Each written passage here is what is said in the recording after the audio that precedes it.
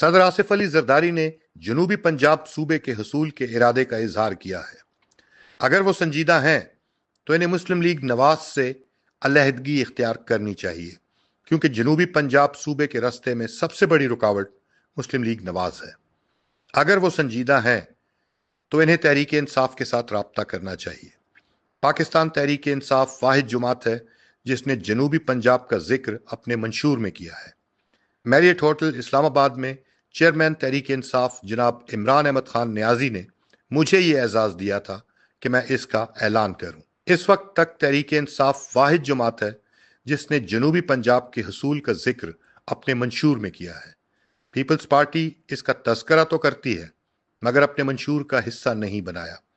اگر Peoples party سنجیدہ ہے تو حکومت کا حصہ ہونے کے ناطے کم از کم ان اقدامات کو عملی جامہ پہنا دے جس کا آغاز پاکستان تحریک انصاف کر چکی ہے۔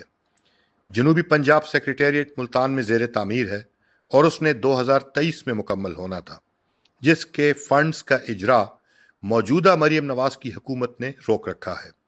کم از کم ان کا اجرا تو کروا دیں۔ تحریک انصاف نے جنوبی پنجاب کے لیے علیحدہ سالانہ ترقیاتی پروگرام کا اعلان کیا تھا اور ایک علیحدہ کتابچہ بھی بجٹ میں پہلی مرتبہ پیش کیا۔ ایک سالانہ ترقیاتی پروگرام جنوبی پنجاب کے لیے اور ایک شمالی پنجاب کے لیے پیش کیا تھا۔ اس میں یہ شرط عائد کی گئی تھی کہ وہ رقم جو جنوبی پنجاب کے لیے مختص کی جائے گی وہ صرف جنوبی پنجاب پر خرچ کی جا سکے گی اور اس کو ری اپروپریٹ کرنے کی قدغن لگائی گئی تھی، اور جنوبی پنجاب کا بجٹ آبادی کے تناسب سے رکھا گیا تھا۔ پیپلز پارٹی کم از کم اپنی حلیف جماعت سے اس کا اجرا تو کروا دے۔ پنجاب کابینہ نے رولز آف بزنس میں ترمیم کی تاکہ مختلف محکموں کے جو سیکرٹریز تعینات کیے جائیں وہ با اختیار ہوں۔ مریم نواز حکومت نے اسے بھی رول بیک کر دیا۔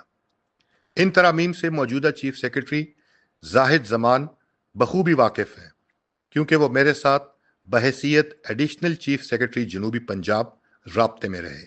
پیپلز پارٹی کم از کم اپنے حلیف سے ان اختیارات کو بحال تو کروا دے۔